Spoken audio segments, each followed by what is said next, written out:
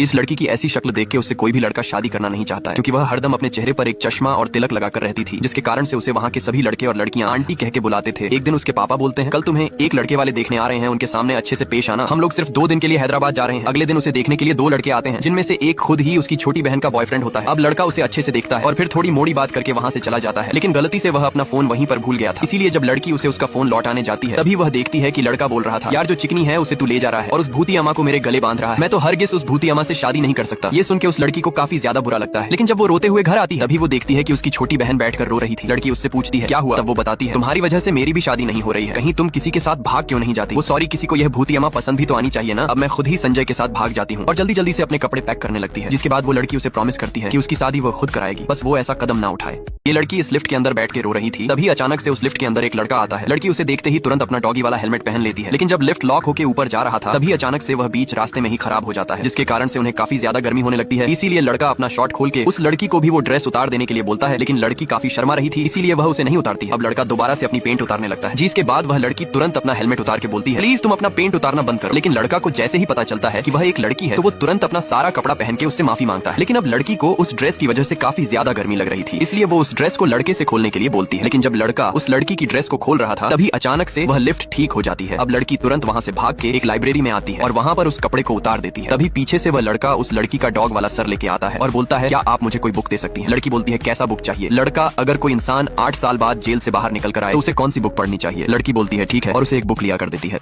ये लड़की अपने पापा के साथ ऑफिस जा रही थी, तभी उन्हें सीढ़ी पर एक लड़का दिखता है जो अपनी गर्लफ्रेंड के साथ रोमांस कर रहा था। बूढ़ा ये नजारा देख के काफी गुस्सा होता है, क्योंकि साथ में उसकी बेटी भी थी। बूढ़ा बोलता है, ये लिफ्ट खोलकर क्या हो रहा है, दूसरों को ऑफिस जाना है। लेकिन लड़का उसे थोड़ा सा भी भाव नहीं देता है। इसके बाद अब वह बूढ़ा इस सोसाइटी के सिक्योरिटी के पास जाता है और उससे उस लड़के को सोसाइटी से बाहर निकालने के लिए बोलता है, लेकिन वह बूढ़ा भी उसका कुछ नहीं कर पाता है। इसके बाद जब रात होता है तो सबके सोने के बाद यह लड़की चुपके से उसके रूम में जाती है, लेकिन उस समय वो लड़का जिम कर रहा था। लड़की बोलती है, मुझे बिल्कुल भी उम्मीद नहीं था कि तुम इस समय जिम कर रहे होगे। लड़का, मुझे भी उम्मीद नहीं था कि तुम भी इस समय आओगी। लड़की बोलती है, वो जो तुम्हारी फॉरेंस वाली गर्लफ्रेंड है, उससे बोलकर मेरा थोड़ा प्रमोशन करवा दो ना, उससे मेरी जिंदगी बदल जाएगी। इसी तरह ये दोनों बात कर ही रहे थे, तभी वहीं पर वह उसकी फॉरेस्ट वाली गर्लफ्रेंड आ जाती है और उन दोनों को साथ में देख के उसे काफी बुरा लगता है, इसलिए वो उस लड़की को एक बियर चलाकर मारती है। लेकिन तभी लड़का बीच में आ जाता है, जिसके कारण से उसे चोट लग जाती है। जिसके बाद वो लड़की उसे एक मेडिकल की दुकान पर ले जाती है, लेकिन वहाँ पर उस लड़के को एक पुलिस पकड़ लेती है। अब लड़की उस पुलिस वाले के सामने हाथ पर जोड़ने लगती है कि प्लीज उसे छोड़ दो। ये लड़की आधी रात को इस लड़के को हॉस्पिटल से उसके घर ले आती है और उससे बोलती है, मैं जा रही हूँ। लड़का बोलता है ठीक है जाओ, और जाकर सो जाता है। पर तभी लड़की देखती है कि उस लड़के का दवाई उसके ही पास था, इसीलिए वो उसे लौटाने जाती है, लेकिन लड़का तब तक सो गया था। लड़की उसे बताने लगती है कि कौन सी दवाई उसे कब खाना है, पर यही सब यह चौकीदार छुप के देख लेता है और फिर बाहर जाकर उन दोनों के बारे में गलत गलत बातें फैलाने लगता है। जब सुबह उस लड़की के पापा हैदराबाद से आए तो सोसाइटी के सामने इतनी भीड़ देखकर वो उनसे पूछने गए क्या हो रहा है। तभी ये चौकीदार बताता है, आपकी बेटी उस 6 फूटे के साथ रात भर ऊपर नीचे हो रही थी। बूढ़ा ये सुन के काफी गुस्सा होता है, तो चौकीदार उन सबको दिखाने के लिए ले आता है, उसका इलाज कर रही थी। और उसी समय पर चौकीदार उन सबको लेकर वहाँ पर पहुंच जाता है। लड़की अपने पापा को देखते ही तुरंत वहाँ से हट जाती है। अब बूढ़ा काफी गुस्से में आकर उसे एक थप्पड़ मारता है। लड़की बोलती है, पापा मैंने कुछ गलत नहीं किया है, घर चलो मैं आपको सब बताती हूँ। पर तभी ये आदमी बीच में बोलता है, इस उम्र में बच्चों से गलतियां हो जाती हैं, कुछ गलतियां माफ नहीं किया जाता, ये सिर्फ किताबों में ही लिखा होता है, लेकिन यह अपनी बेटी है तो इसे समझा बुझाकर घर ले जाओ। ये सुनकर उस आदमी की आंखों में आंसू आ जाता है, क्योंकि वह सब उसके मजे ले रहे थे।